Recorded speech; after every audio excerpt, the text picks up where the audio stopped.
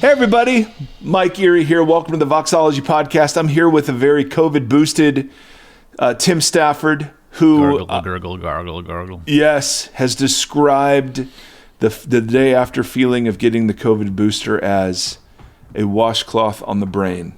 Yes. And very foggy. Yep, a little foggy, which, you know what, who knows what that might turn into. I'm very excited to see where this could possibly go. We've got a show today, buddy. Yeah.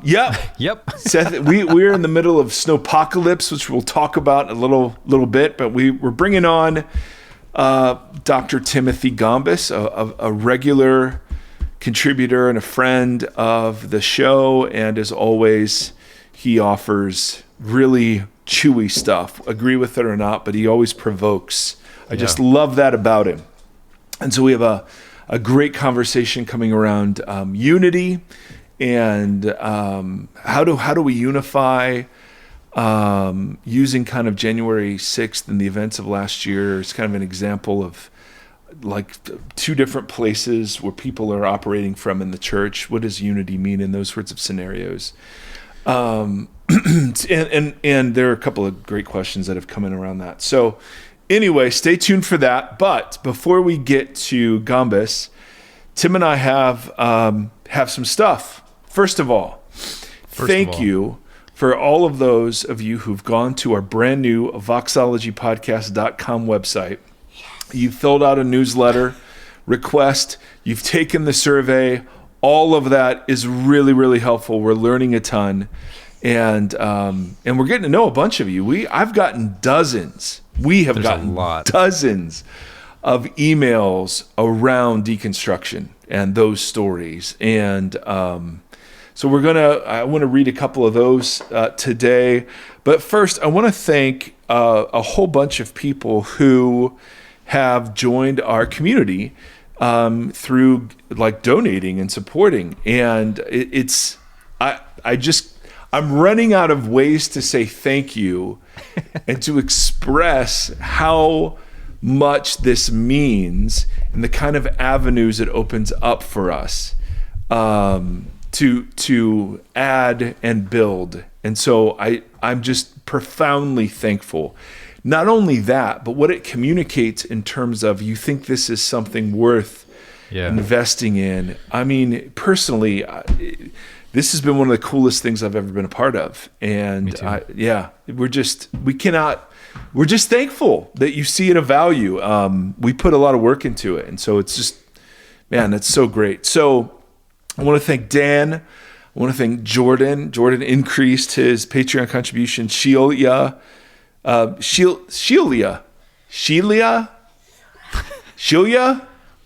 Cecilia, you're breaking my heart. No. How did you say Shelia?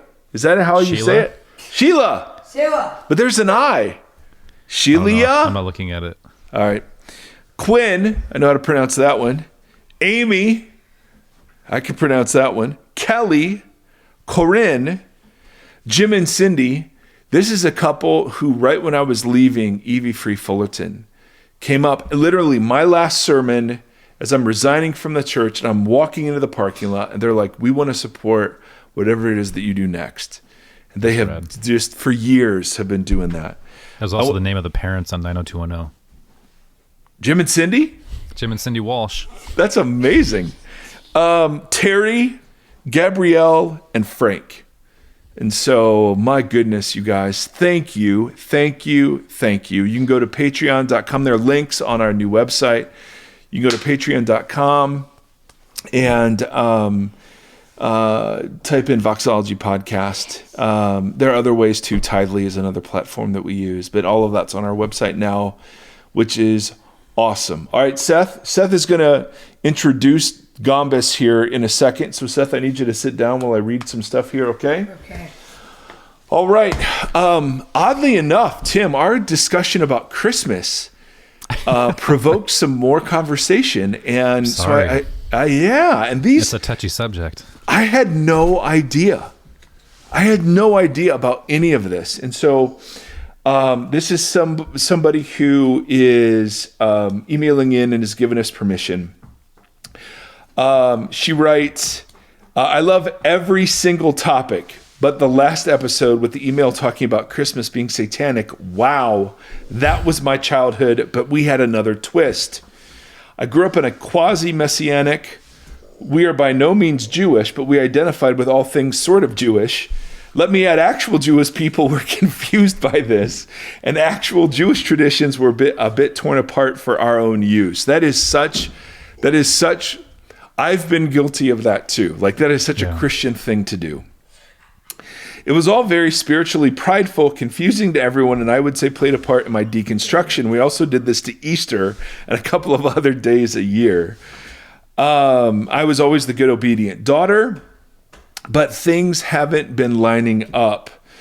Growing up in our house meant dreading the Christmas season because I knew I'd have to once again be back at our fight against the Gentile pagan holiday. Christmas was so bad, all caps. My parents always intensely feared replacement theology, and anything not centering their view on the Jewish stuff was referred to as we referred to it as. So instead, we celebrated all the feasts in the Bible in our own context and tried to move the birth of Christ to Sukkot in the fall. Excuse me. I'm sure all of this could be done well and with the right heart, but we knew growing up there was an actual war on Christmas where we tried to take Christ out of Christmas. Ha ha. It always left me feeling intensely alone, weary, and confused. We would try and celebrate Hanukkah instead, but that wasn't even memorialized in its historical context with the story of Maccabees being lost and buried. I'm not even sure why we did this. So Christmas was always shunned in our house and even shamed in other people's. I look back and have such sorrow in my heart. And as I've grown away from that and closer to Jesus, it all seems so shaming, prideful, and pious. So as I was learning to listen more, I came across a podcast by Dr. Michael Heiser about the history of Christmas, and it just reframed the whole thing. I haven't listened to this podcast, but we're fans of Heiser. So for those of you who've had backgrounds like this, maybe that would be a good resource to get into. What was it called? I'll see if I can find it. I don't know. She just said a podcast by Michael Heiser about the history of Christmas. Gotcha.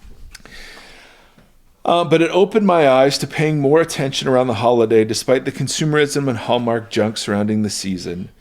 I don't know where I fall with everything just yet, but I'm at peace and feel the presence of Jesus so much more when centering him at Christmas. And this goes for all things too, instead of the constant separatist mindset. I think that's the point. Yeah. And you know, she goes on to say, and throughout all Scripture, I now see God meeting people in their culture and time to draw himself to himself. Draw him. Yeah, it's interesting. Like, if you've been married or in a relationship with a person, and we've talked about this before, before the Enneagram came back around again, there was the love languages. Yes. And it took me a long time to realize that the way that I experienced love was not the way that my wife experiences love. So I had to learn to love her the way that she experiences love. Because when I would love her the way I do, it would just it's just shots off the bow, didn't work. And I wonder if it's the same thing with Christmas, or maybe that's part of the things that I think about is how does God want to be celebrated, or how would God want us to be claiming this weird thing where this deity became a human? How would God want us to acknowledge that? And I feel like we love God the way that we want to be loved, and we don't. And we're not listening to the way that God wants to be celebrated. Oh, that's so genius. So Christmas is our projection onto what we want God to do for us. Maybe. That's our love language. Spectacle, warm feelings, and consumeristic goods. Oh, that's fantastic, Stafford. But she goes on. She's not done. She's got a little sermon that I love here. And why? So she says, and through Scripture, I now see God meeting people in their culture and time to draw them to himself. Why spend all that energy fighting other believers who see it differently? How does that honor Jesus? To me, that's the shameful piece in all this preferring ideology over humanity. What always drew me to the Christmas season was the hymn, "O Holy Night," and now I can see why. It's the whole story we celebrate and what we're called to. I'm about to marry a man whose skin doesn't match mine. I'm white, he's black, and just 50 to 60 years ago, our marriage would have been illegal in parts of this country. I'm constantly reminded now that the story of Jesus coming to humanity in full humanity is quite controversial to the powerful, embarrassing, and even shameful in how lowly he chose to come. Yeah. Dang. Well done. Got another one on Christmas. Struck a nerve. Yes, this is so great. So she writes, "Hi, Tim, Mike, and Seth." Seth is now an official co-host of the podcast. Seth is in the background. You guys can't see him, but he's raising the fist in the background right now. I grew up in a great home for Christmas. My parents loved Jesus. You've talked about the Enneagram, and I just keep hearing the incredibly deep and emotional heart of a type 4 in Tim's voice. Oh, well. Boy. Accurately Yes. nailed. Yes. He and many other 4s I've heard talk seem to have an amazing ability to dig deep into stuff and look under the surface. They see hypocrisy where others didn't even notice it. They look at music and movies differently than I do as well. I am a type 2 and tend to see everything relationally, and I've struggled over the years to see the hypocrisy and judgmental attitudes of my own heart and church and family. What a great and humble way to begin an email. Trying to figure all this out has been hard, and but nothing compared to the other deconstructing stories I've heard, and I've struggled to do this without leaning into my type 1 wing and make everything black and white in a new category. When I heard Tim talk about his views on Christmas, I was struck by how different they were from mine. My family always had fun traditions and tons of things we did together every year, including extended family and neighbors. We struggled a lot financially when I was growing up, so that did put a damper on Christmas. But looking back, my parents handled it really well, and they always made Christmas special. My husband and I have only been married 4 years. We have a 2-year-old little girl. It's fascinating to see how different Christmas looks and feels now that we are parents, trying to make the holiday special for her. It's been fascinating to see my husband's family at Christmas because they're not really religious at all, except his grandma. That's not what my growing up was like. His family has a totally different view than I do. It seems like without a lot of money to buy a lot of presents for everybody you care about, some people you don't care about, there's not much to celebrate or enjoy. Boy, that is so, so true. They didn't really have any traditions from his childhood, and they do very little really to celebrate compared to what I was used to. But now my attitude is to enjoy some of the things I did growing up, enjoy time with whoever part of the family is able to be there, enjoy doing things for the first time with our daughter. So she goes on here at the end. Maybe it's a result of several years of not having any money to spend on presents, or a reaction to COVID ruining many of my favorite parts of Christmas. Or maybe it's because I'm the one responsible for all the stuff, and I've learned pretty quickly that mentality stinks, and I don't want that kind of pressure on myself. Right. And so she just talks about how she's got kind of a new perspective. She enjoys some of the things that they did growing up, but more.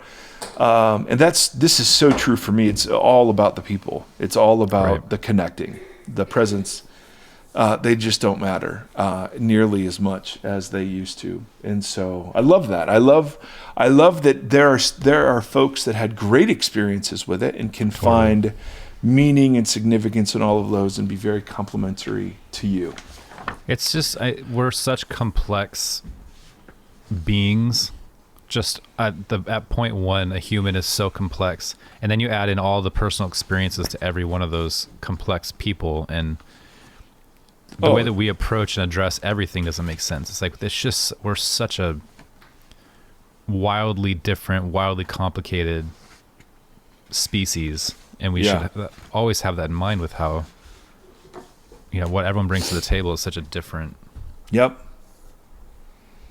It's pretty wild. It is pretty wild. And so anyway, we'll kind of put that topic to bed. We have dozens of deconstruction stories to get to, so we'll probably do a couple of those in episodes starting next week. They're just so profound. People are very gracious, and they're some of them are written in response to ones that have been shared previously, which I love. Which, man, what a great honor to be a part of this whole community. So, anyway, we've got Gombis for you, ladies and gentlemen. Thank you so much for tuning in.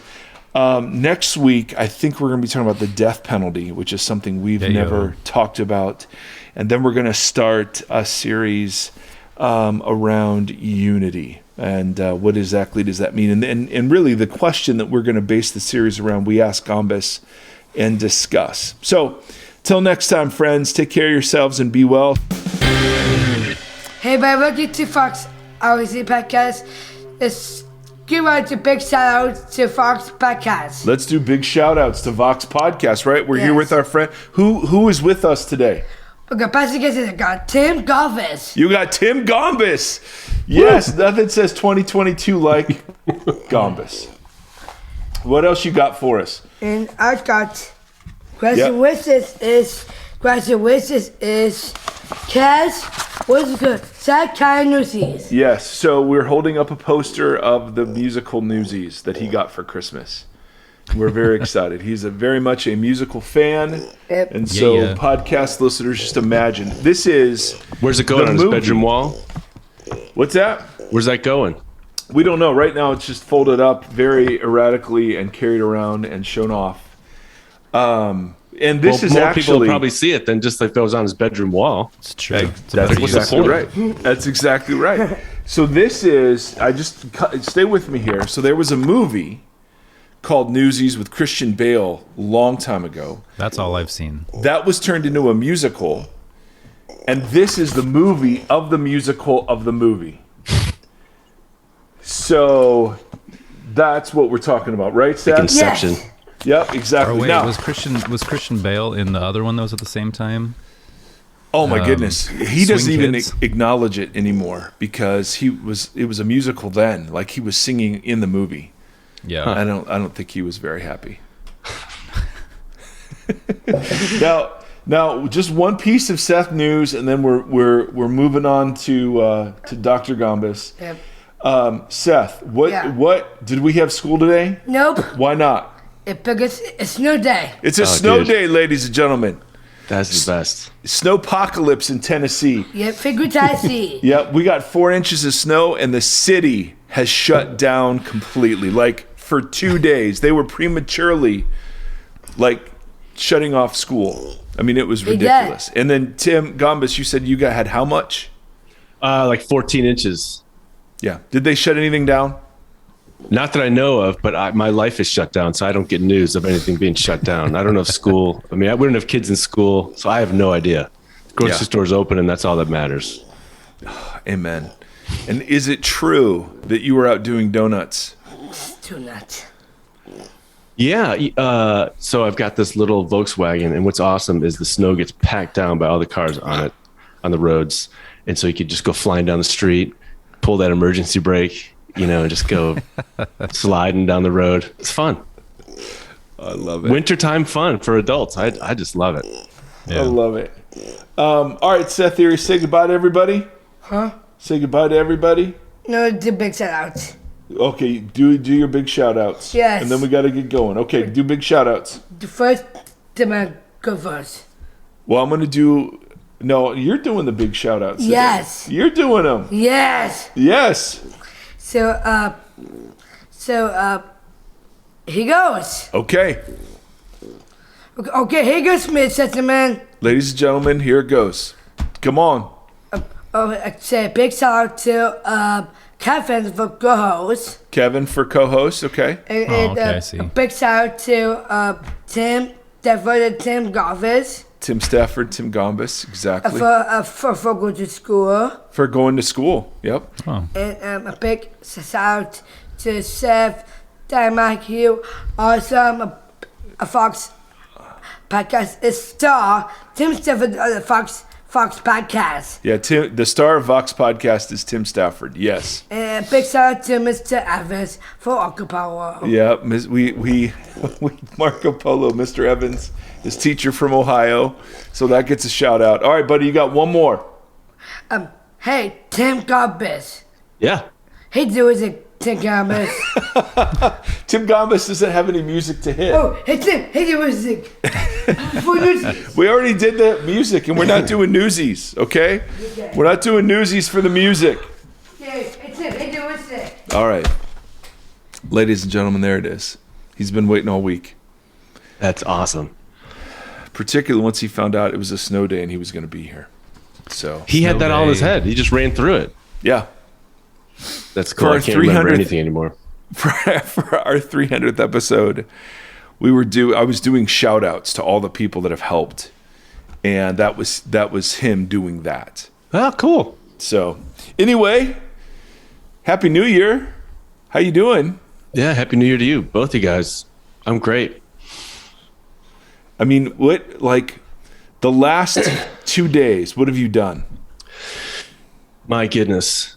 I've shoveled countless times and have taken a lot of walks. I've read a bunch. I've gotten in. Jumped back into my study of Romans after being away from it for a couple weeks. We were traveling. We were in Phoenix for about 10 days with our kids. And, after the New Year's transition, all that kind of stuff, just getting back into some routines, or I should say, trying to establish some routines, Yeah. I mean, all the New Year's resolution stuff, it's like, it's not an abrupt start. It's sort of a transition into getting your act together. So, yeah. I like that. Is there one get your act together habit that you were particularly committed to? Let's see. Yeah. Reading more with my phone away from me. Ooh. Because that's just the distracto device. And I'm like everybody else in the modern world. I just got to put it on airplane mode, leave it in the kitchen, and sit somewhere and read. Yeah. And so I've been trying to do a little bit more of that. I just finished this. It took me 2 days, finished this amazing book. I think both of you guys would absolutely dig. It's about Larry Norman. You guys remember him from way back? Why does the devil have all the good music? Larry Norman. That's the name of the book. It's called Why Does the Devil Have All the Good Music? The Life of Larry Norman and the Perils of Rock, or something like that. Perils of Christian Rock. I mean, it was so fascinating just to trip back into that culture. Sort of the roots of contemporary Christian music. It was really, really interesting. So yeah, I've been reading a bunch. We're trying to. I love that. What about you, Stafford? You got any New Year's hesitations, New Year's resolutions, hatred of any new holidays? Resolutions have never worked for me, so I just try to make better choices every day. If I give myself lofty goals, I don't hit them. I love that. So just a bit better than yesterday is the resolution. I'm in the cloud right now. I feel like I got hit by a truck from that booster. Oh yeah. When did you get it? In the gutter right now, yesterday. And then I proceeded to build we're covering an entire wall with a built-in bookshelf from scratch. Oh, wow. So I went and got my booster. 2 days ago, I worked on that all day, and then got the booster yesterday morning, came back and worked on it all day again. I think that might have been a mistake. Yeah. Oh, yeah. And today I just feel like I got thrown to the tumble dry. Well, nice. Yeehaw, 'tis the season. Yeah. Start the year off with a bang. Yeah. What did you call it last week, Mike? You said you felt like a piece of vanilla parchment paper that had got dragged through the rain behind a truck. Yeah. Yeah, it feels pretty accurate. Yeah. But the nice thing is tonight, hopefully you'll be feeling a lot better. We'll see. Everyone up here is getting COVID now. It's just like it's happening. It's just spreading like wildfire. It's kind of the cool thing to do. It's really frustrating after we were so careful for 2 years to possibly just get hit by it now. I just had to email my semester starts next week. And I was like, hey, sorry, but if my kids are sick and this happens, I'm not going to be on campus. Wow. So are you doing virtual or? He just emailed me back right now and said that he has our school. I'll say this with no intonation, has not been following any COVID protocols for the last few semesters. They're just wow. Making it up as you go. No along. Masks, no social distancing. Yeah, so I'd have like one student and myself in each class that was wearing a mask last semester. Oh wow, it was a little frustrating. Yeah. I think every region of the country is doing it different. Yeah. When we were in Arizona, I hardly ever saw anybody with a mask. I'd say about 10% of the people. And then back here in Michigan, I would say for the last 8 months, life in West Michigan is as if there was no pandemic going on. And then the last couple of days, people have been masking up around town, like in the grocery store and that kind of stuff. I think people are starting to get it. 'Cause I think Michigan is sort of leading the country in COVID cases and hospitalizations and all that. We're out front, taking the lead, carrying the banner. And I think people are finally starting to get a clue. Is it really? It's a Newsies reference, yes. What? Carrying the banner? What? Absolutely. That's one of the songs. Well done, man. I thought, yeah. Seth's like, yeah? That wasn't intentional, but if it works. You're so Don't good. edit it out. No. Never. Are you kidding me? Yeah, my range of cultural references. I have to expanding the. So, thanks again, man. We're just Tim and I are always so grateful for your time and love chewing on some of this stuff with you. If you're in a vocational ministry, or not, if you're in any leadership position, but particularly if you're a pastor, I cannot recommend Gombis' book, Power and Weakness, any more highly. It's just a phenomenal read. If you're ever going to teach through the book of Ephesians, there is, what do you call it? The triumph of Ephesians? The drama of Ephesians. That's what I said. Participating in the triumph of God. There it is. Triumph. I knew that was in there. It's in there. Favorite book on Ephesians ever. Hail to the victors. And then if you're interested in Romans, good Lord, here's a seminary level class happening on his podcast, Faith Improvised. So it is incredible. Man. Yeah, check it out. Great work, dude. Great work. I have a range of different topics, and I'd be shocked if we make it through all of them. But the first thing, we're recording this on January 7th, the day after, of course, January 6th, the 1-year anniversary of all the nonsense at the Capitol. And I was wrestling with kind of how to, a year later, just shouting at how awful it was doesn't seem to be doing much. But how should we conceive as Christian people? How should we conceive of what happened that day and what our response should be, particularly around those brothers and sisters who really do see it as not a big deal? Wow. Yeah, it's a real, well, I guess in a lot of ways, I just have a range of responses and reactions, sort of observations. And then thinking about how to talk to people who think that it's no big deal. I've been, on one hand, I've been trying to monitor my own responses to it. Like, am I outraged by it? Am I not surprised by it? Because there's a sense in which I'm partly shocked. It was a shocking scene and it was a shocking occurrence.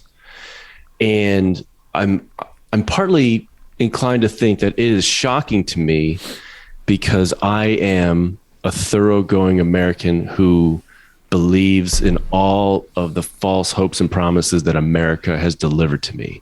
That this is that we are that we are the hope of humankind, that we are the apex of history, that all of history has led to us, that we are here to sort the world out and to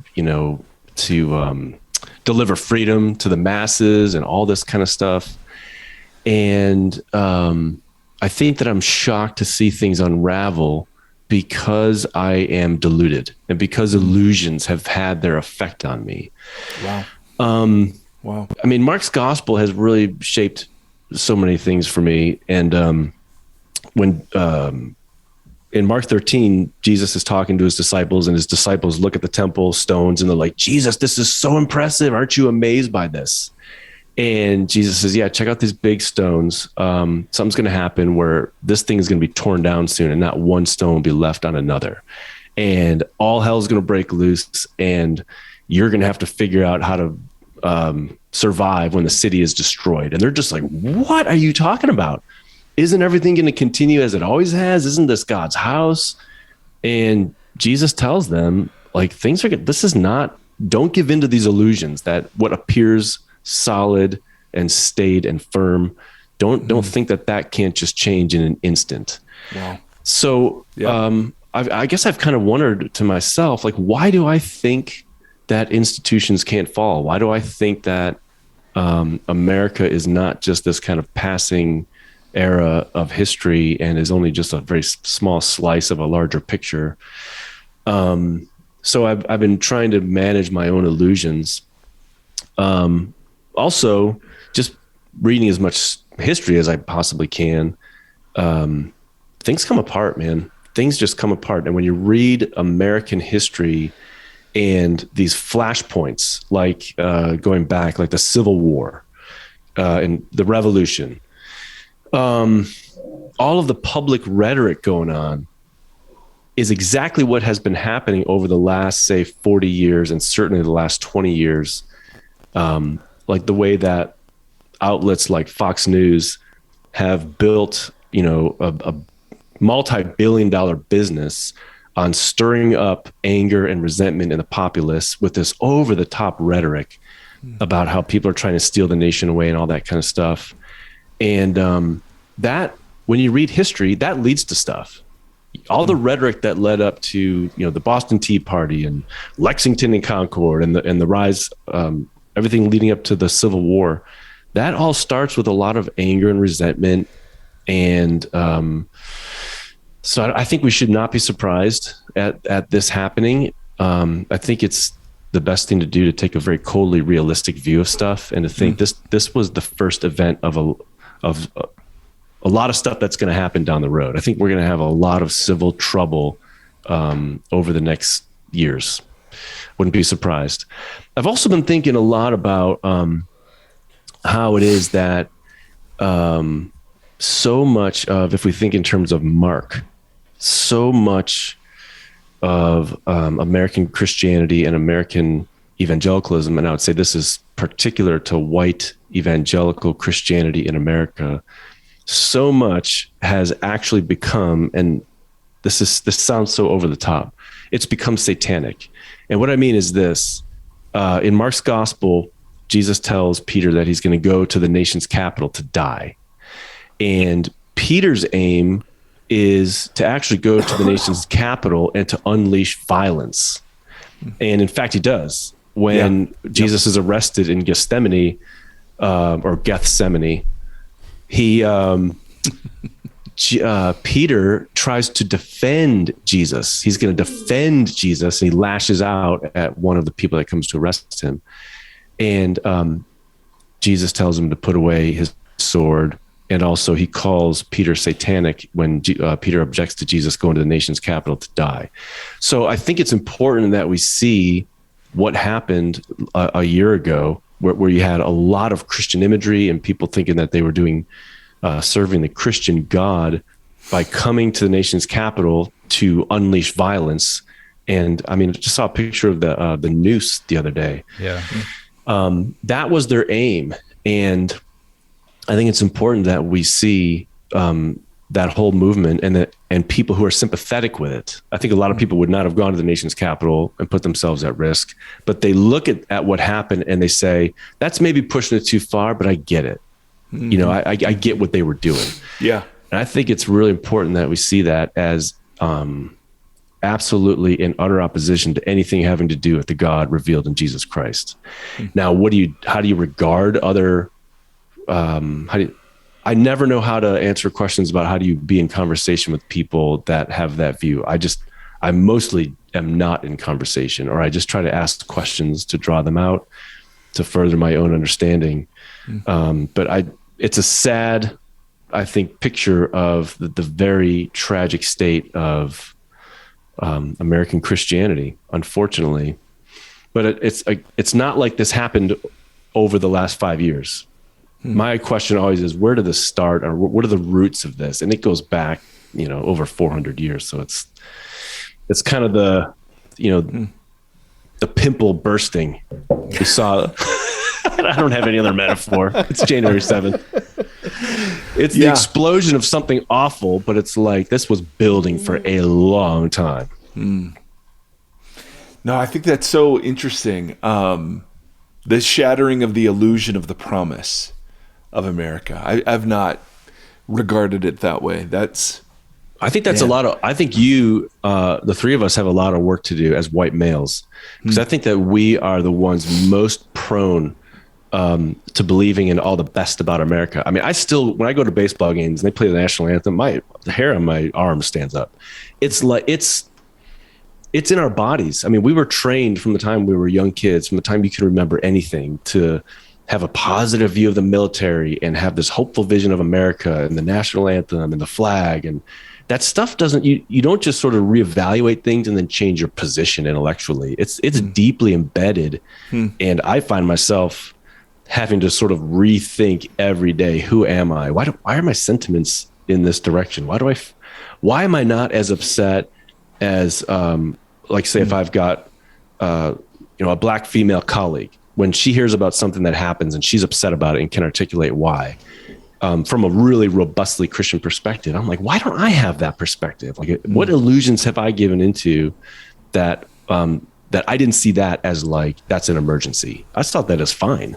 But she saw it differently. So I guess I'm always trying to reevaluate, how was I taught? How was I wired to have loyalties to some earthly invention, whereas my loyalties should be to the kingdom of God alone? I think that's a lifelong project. It doesn't just sort of like stop once you've like realized a few things. Yeah. And if there is more civil disturbance, how do we both prophetically call out what's non-Christian or anti-Christian, but at the same time not engage in the enemy making that Jesus seems to prohibit in the Sermon on the Mount? How do we posture ourselves in the midst of, because there seems to be self-righteousness on both sides. There seems to be, okay. So so you kind of gave me a head thing, which is interesting. So what's that? What did that provoke in you? I don't know. I guess I'm just always trying to think about, I don't know what, whenever I hear on both sides, I always think, that was the look you gave me. That was the look you gave me. You gave me the head one way, then head the other. I don't know what the sides are. So I guess I just don't know. Yeah. The sentiment that wants to look at both sides, I'm always suspicious of, because I don't want to, I'm never directing a target of my analysis or critique or examination at like this side only or that side only. I'm always interested in me. Like, I'm the target of critique. I want to know how I can do it, how I can be a more faithful disciple. I'm not interested in the guy across the street, him being a more faithful disciple. I don't really know him that well. So I don't want to say, well, I've critiqued myself enough. It's time for me to critique Bill, Yeah. The only critique why does he drive we've ever, an American vehicle? Yeah. The only critique we've ever really heard from you that had any harshness to it was the quippers on your walk, the people that want to make small talk when you're walking. That I will relentlessly critique them. Because there it's like, hey, on that topic, there's definitely one side or the other. Boundaries. That's the boundaries issue. I think that the issue for me is like, how can I be a more faithful disciple, and how can I and the people that I find myself among, how can we be more faithful disciples, and where are we off track? Where are our sentiments off track? Where are our words and actions off track? And that's the only issue. Yeah. So if we are being a people that identify other people as enemies, something's wrong with that. And the call is, hey, let's regard others as friends, or what's preventing us from obeying Jesus and loving our enemies. Right.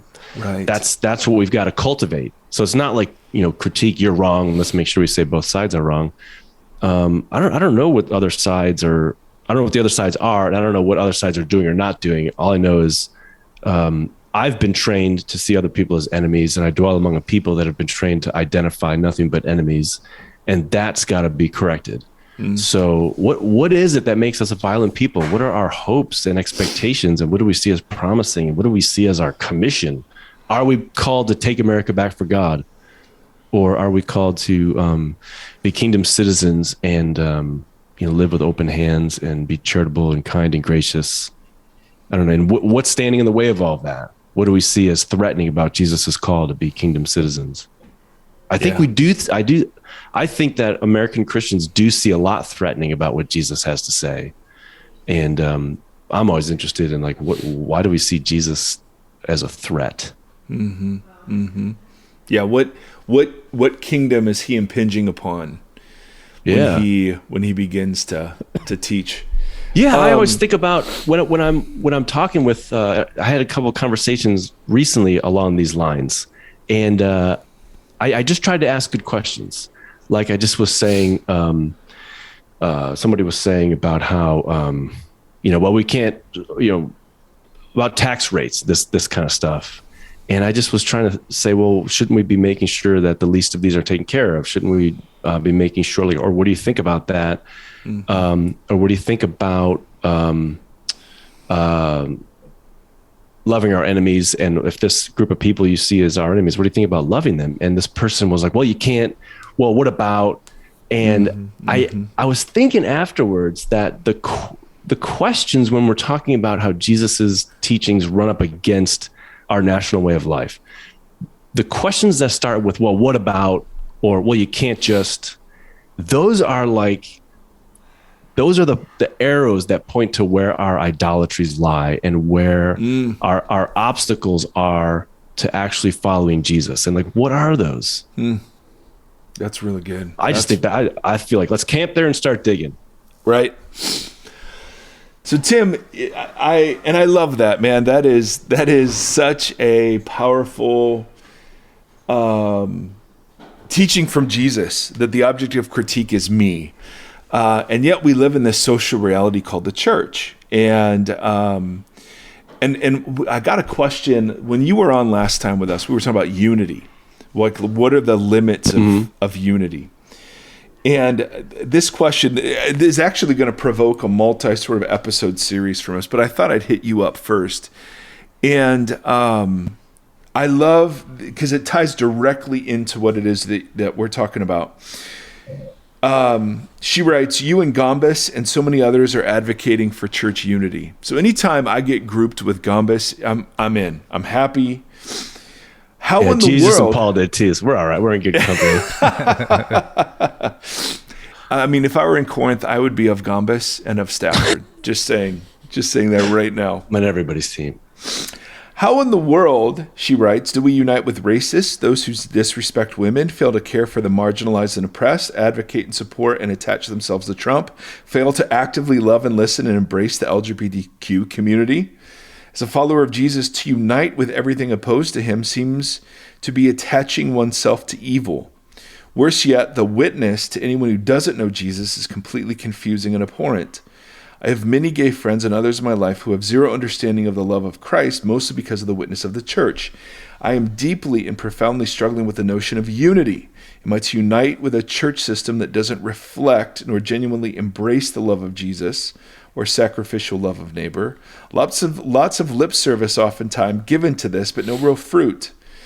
I personally am so appreciative of you both, but am really struggling with this topic. So yes, I am the object of critique. Step one, no question about it. But then how does that work itself out relationally? So yes, we can avoid conversation. We can, and ask good questions. But when we talk about unifying as a community, when they're, and it's to the both sides thing, right? I mean, on some of these issues, we'd say, well, there aren't two sides. There's a side that stands with the Christian vision of God in Christ, and there's a side that doesn't, but calls itself Christian. How do we operate in dynamics that are new creation oriented, while still recognizing the deep divisions and sometimes having to separate on some of these things? Yeah, those are all great questions and observations, and I think that a couple of thoughts on that. First of all, those are all my questions. Yeah, totally get it. Yes, period. This is exactly where I'm at. I just don't know. I feel like I completely get it, and that's a great articulation of my current dilemma.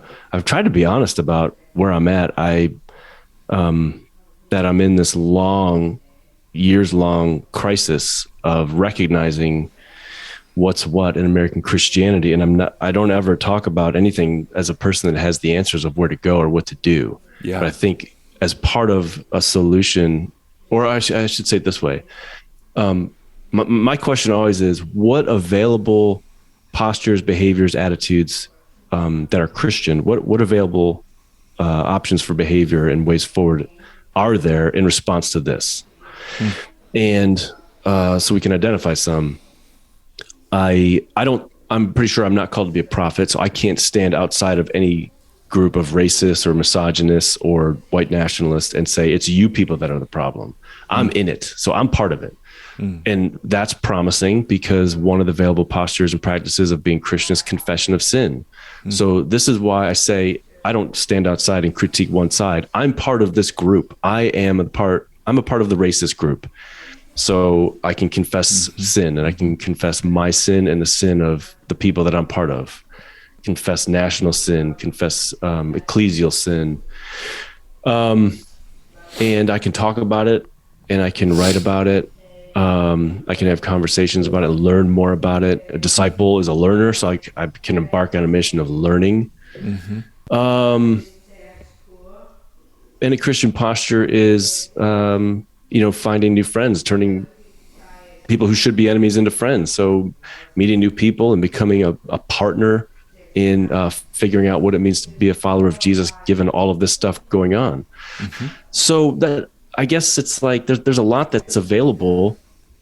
One thing that does not seem to me to be available is I'm not a magisterial authority. Like, I'm not a pope or a bishop or anything like that. So I can't say, hey, that's not Christianity. Like, this is what's real Christianity, people that aren't racist and all this kind of stuff. I'm not a papal authority that I can say that. Does that make sense? It does. To me, it's like, this is the Christian church in America. So I can't say that's not Christian. And I don't want to say, hey, unbelievers, this isn't really the way of Jesus. It's like, well, this is the people that over hundreds of years have claimed to be the people of Jesus. And all I can say is, and I don't want to be arrogant and say, yeah, there's something wrong with them. What I want to do is be inclusive of myself in the problem and say, yes, there's something wrong with us. And it's everything that you're saying in critique is true. That's us. And where do we go from here? Well, I'm busy lamenting and confessing sin.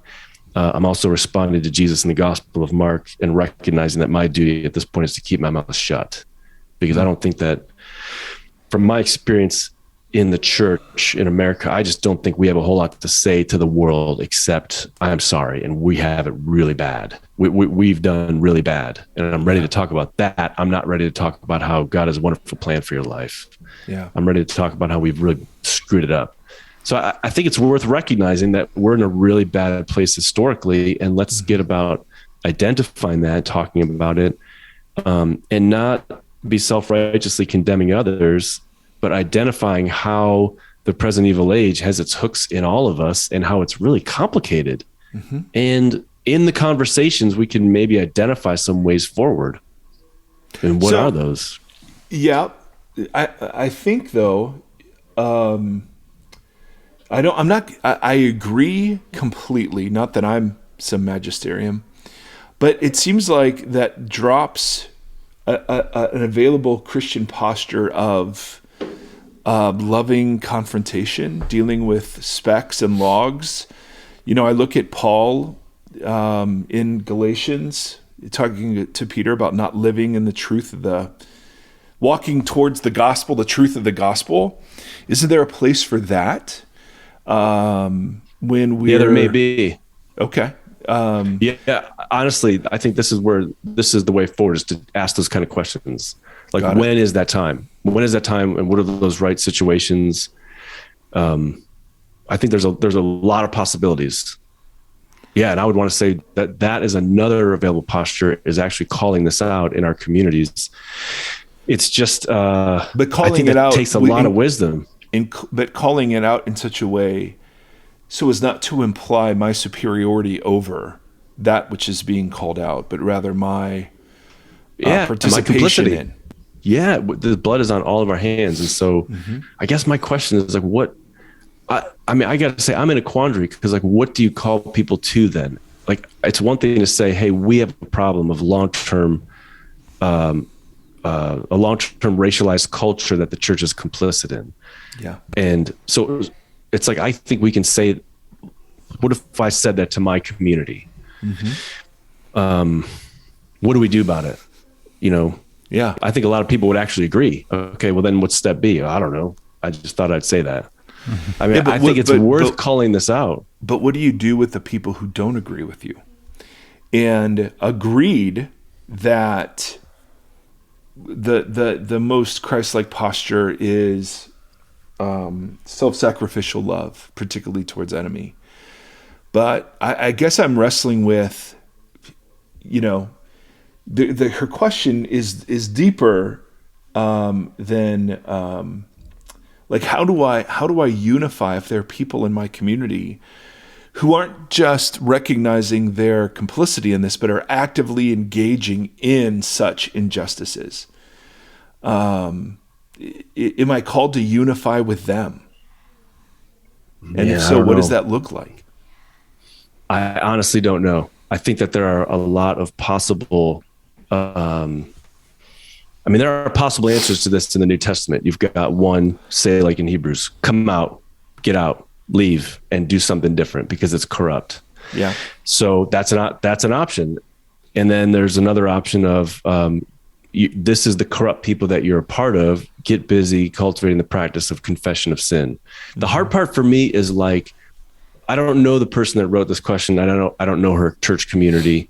Yeah. So it's like there are 17,000 contingencies as far as like, well, what about? Mm-hmm. I don't know. And I sit in my church weekly trying to answer that question. And I honestly do not know. What do you do? Yeah. Because it's like, I can say, fine, you people are corrupt and a bunch of you are racist. I'm out. Right. That's an available behavior.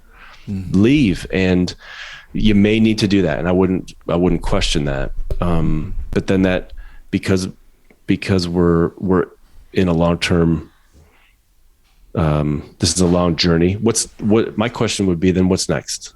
Mm-hmm. What's next? Where do you go to find the non-racist church? Where do you I don't know. And where do you go to find the church that has it sorted out, or is they don't have it sorted out, but they're really on a journey? These are the questions that I'm asking myself because I'm part of a church that's kind of been in long-term meltdown. And I've tried to discern for myself, do I leave? Do I stay?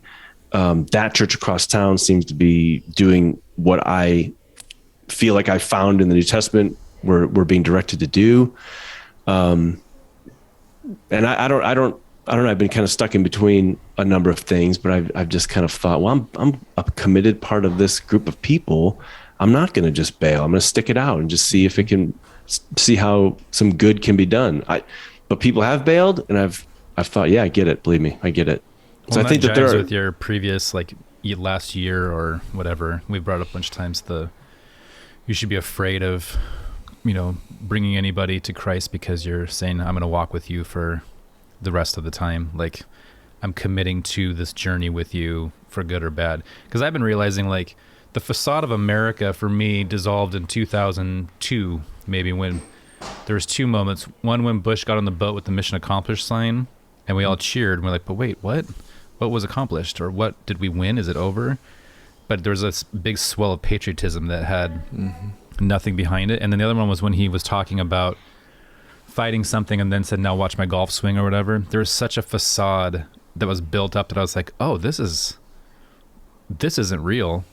Now I don't know what is real. And I've seen that with the church as well. With yesterday, somebody was talking about being at the January 6th riot, and he was saying that, he was like, I was there. They were singing worship songs by the gallows. That's how it was. Like, that's a really hard picture to wrap.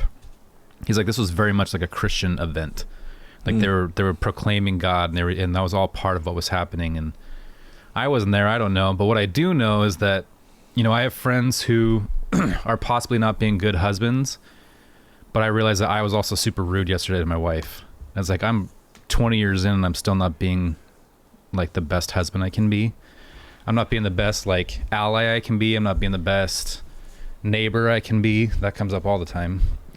So for me, it's like, how do I live within these groups of people? Because there is no, it's kind of like you said, there is no us and them. I'm still, when I think about the worst sinner in the room, but then take it back to the New Creation series and talk about sin as that cycle, like being caught in this cycle of missing the mark or whatever. And I was like, well, then how does that define me being like a big sinner in a room? What am I contributing to that's still contributing to pain?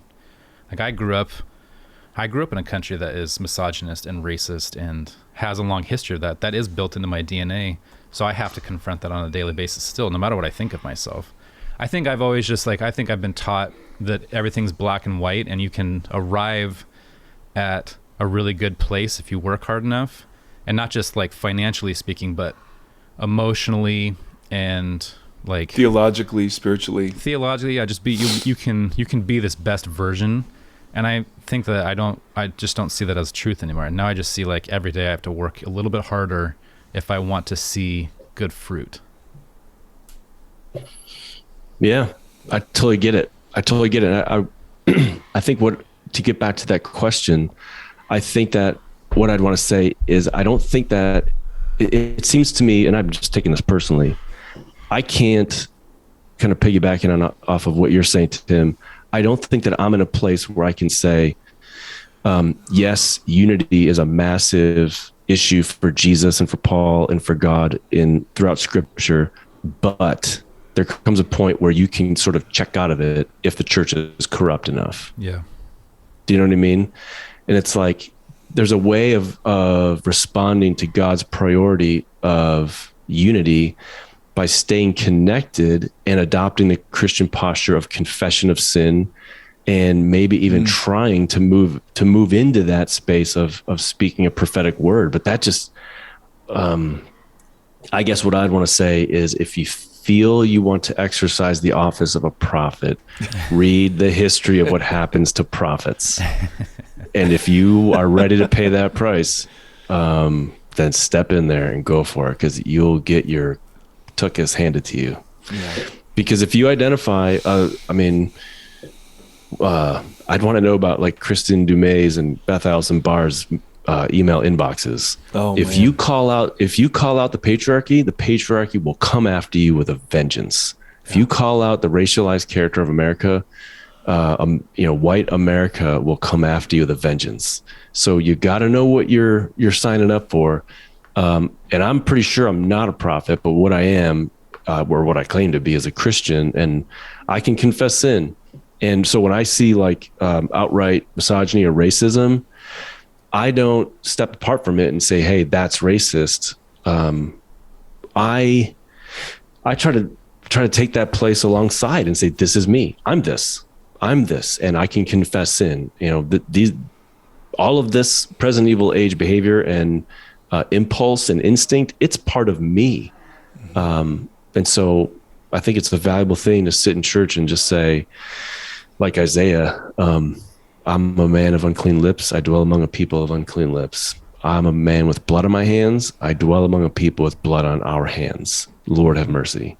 And just like give us wisdom as far as how to move forward in repentance and shed light on what that looks like. I think I'd love to see that be more of our prayer and posture. Mm-hmm. But yeah, it doesn't seem like you get to say, you don't have an independent standpoint where you get to say, well, the church is corrupt to X extent, I'm out, and I'm over here on my own in the space of purity, doing what God wants humanity to do. So is there any room in churches for what's classically referred to as church discipline?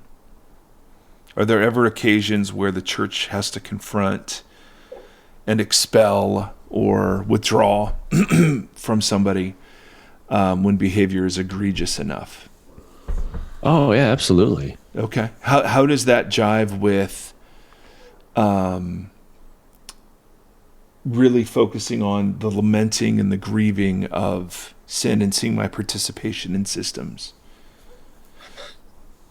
Oof, boy, I think that's going to be pretty complicated. But I think that's why you're here, dude. We're not, listen, yeah, we could ask you like, hey, how are the Cubs doing this year? You know, we know the answer to that. We know. Yeah. They'll start great. Lockout. Yeah. Oh, dude, Brutal. yes.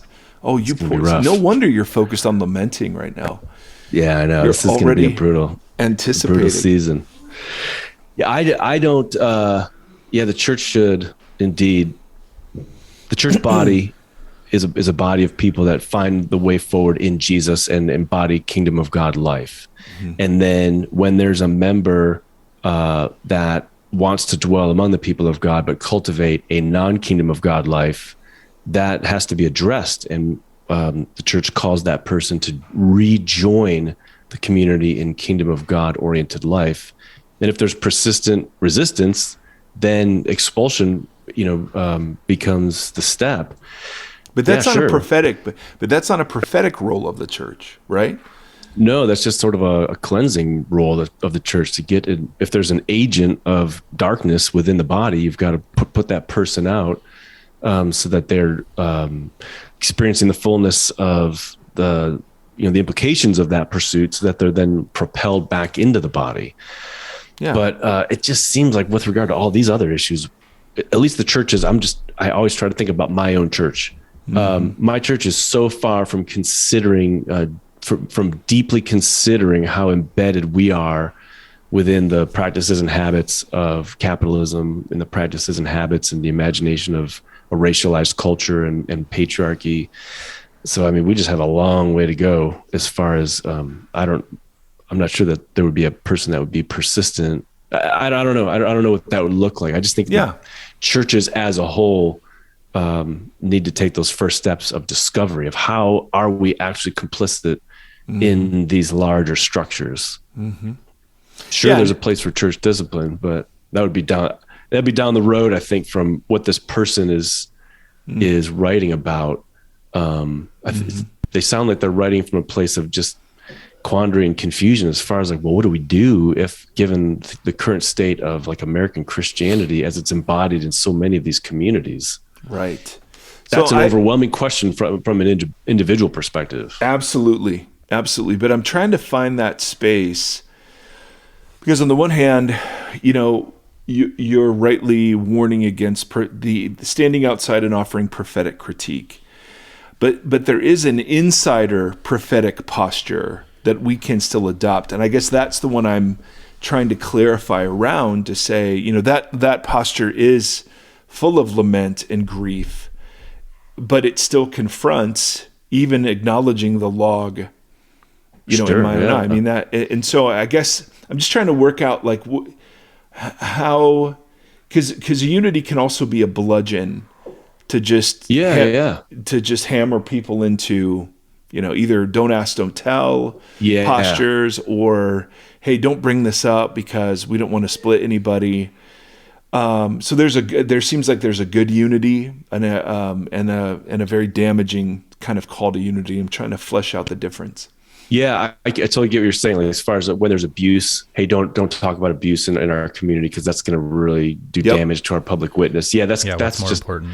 That's nothing but corruption. That's pure evil. Yeah. I mean, the problem is it's just very difficult to know what to do with all the contingencies that people have. Like I'm part of a church that's about 45 people.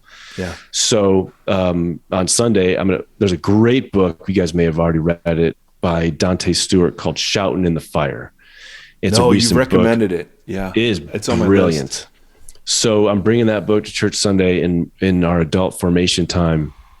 We're going to read that together and then discuss it over the next 2 weeks.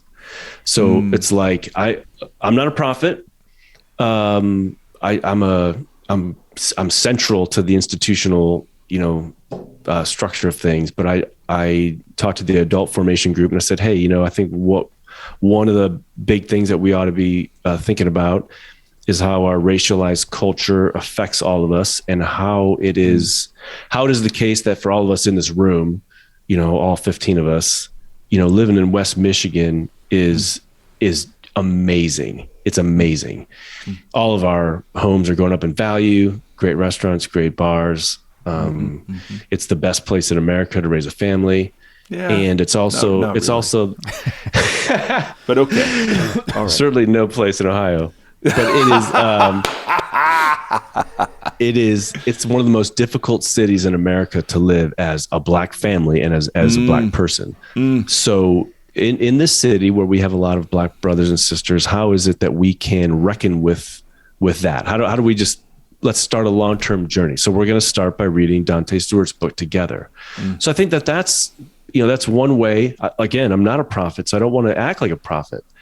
And so to me, that's one way where I can say, hey, this is something, always trying to use first person plural pronouns. Yeah. This is something that we can do together. And how do we reckon with how we are embedded in this larger structure? And how do we do that in a way that actually maintains a Christian stance? Because we've got to do that. We can't use guilt or shame because we're people loved by God. So we can't, and we're people forgiven. So you can't use guilt and shame. How do you use hope and promise to talk about a kingdom of God way forward that opens and expands our imaginations together? So that's one thing that we're going to do. And that's got to be part of a long-term journey of discovery.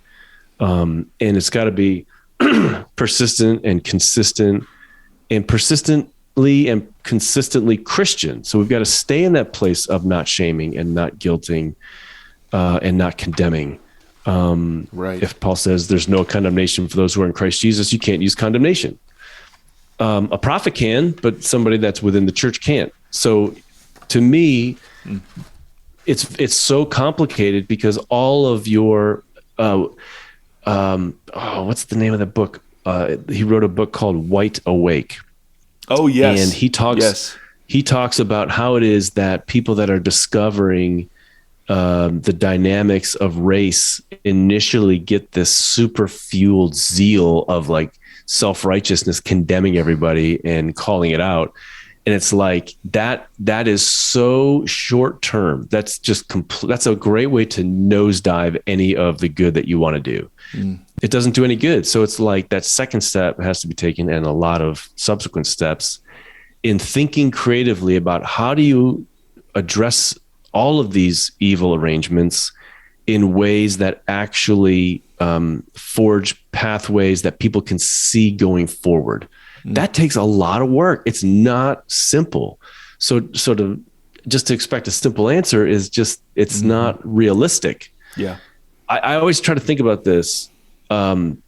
Whatever year John Winthrop landed on this land that we all inhabit together and started this long-term process of genocide and slavery and regular warfare against native peoples and then spreading to the rest of the globe in the name of the Christian God, whatever year that was, maybe was it the late 1500s or I'm not sure. Whatever year that was, that's how long this process of the corruption of Christianity on this land has been going on. Yeah. So it's not like you can have a podcast episode and say, well, here's the answer. I mean, Tim, you're undermining our whole project. Come on. I think we should expect that this is going to take a while. Not that should foster complacency. Like, well, it's a slow process. You got to just deal with it. Yeah. Like, what Martin Luther King Jr. was calling out moderate whites. You got to take this slow. I'm not talking about that. I'm talking about we should expect that this will be thorny and complicated. And if we've got good friends that have joined us in the process, we can hold each other accountable from getting comfortable and be pushing each other to take some uncomfortable steps. I think that's really good. It's going to be hard. It's going to be really tough. Yeah. But yeah, it is really tough, and we'll pay consequences. We will pay consequences. We'll lose positions, and we'll pay. If you want to hypothetically call right? us out. Yeah, seems to be part of the plot. Stafford, you got any last thoughts, ma'am? My brain is spinning over here. Yeah, no, I just keep thinking, Gombis, last time you were on, you said something about the powers and principalities of anger. And so my wife has brought that up to me a few times since then, every time I get angry. because I look at all this kind of stuff and I do get really angry, and then I have to stop and reposture and then try to think clearly about like, all right, why am I angry? What do I think anger is going to solve? Like, how do I calm down and think, or just sit? And I was also thinking yesterday, I was talking to somebody who's marrying a Jewish girl, and they're having the wedding in the temple and all that, but they're not doing I was like, traditionally you'd be there for like 7 days. Isn't that cool? Like you guys would have this long wedding. And I was thinking about that, and I was thinking about sitting Shiva with people or whatever, like mourning and lamenting quietly with someone over a long period. How much of that is built into sitting with someone for a long period of time?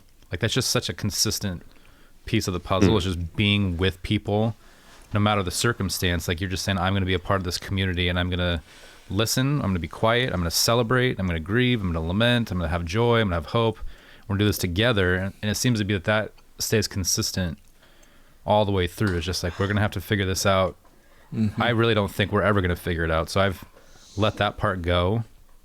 And now I'm just trying to figure out like, how do I posture myself with a group of people in a way that allows them to feel safe to confess and safe to learn and grow. How do I lessen my pride to be willing to confess and, be real? And then how does that kind of reverberate with each other out from there?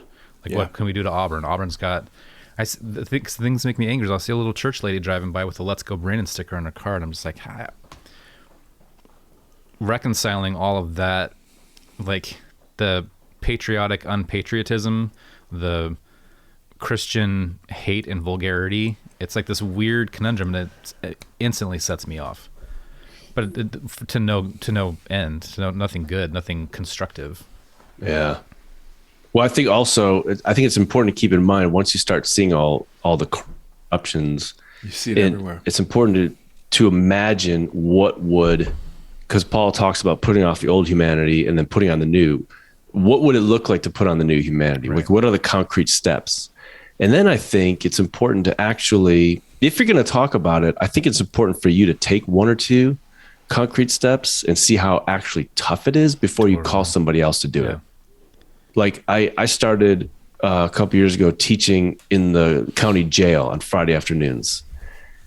Man, I am thoroughly upper middle class white suburbanite, and stepping into that context was like, it stressed me out to no end. So you can't just flippantly say, hey, let's do this.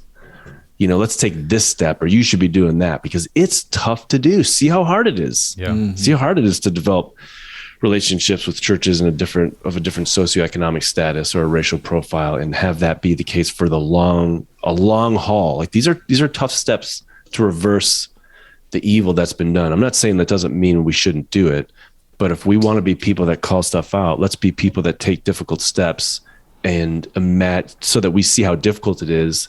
And then we can sort of do the imaginative work to figure out ways of talking about it that will give light to other people, and not just so that we're not just flamethrowers. Right.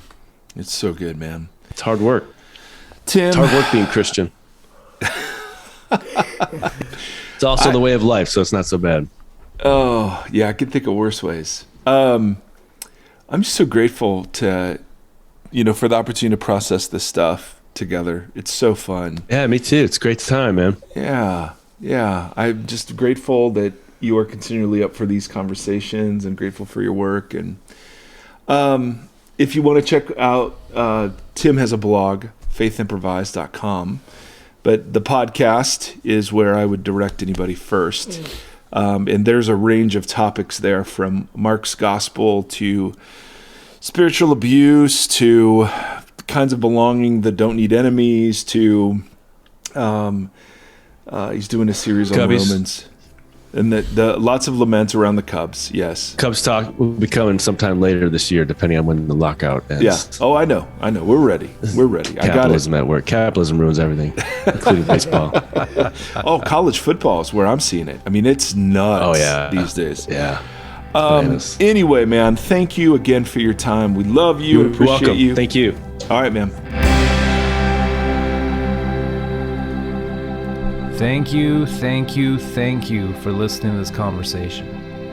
Voxology is a 501c3 nonprofit organization that is supported by listeners just like yourself.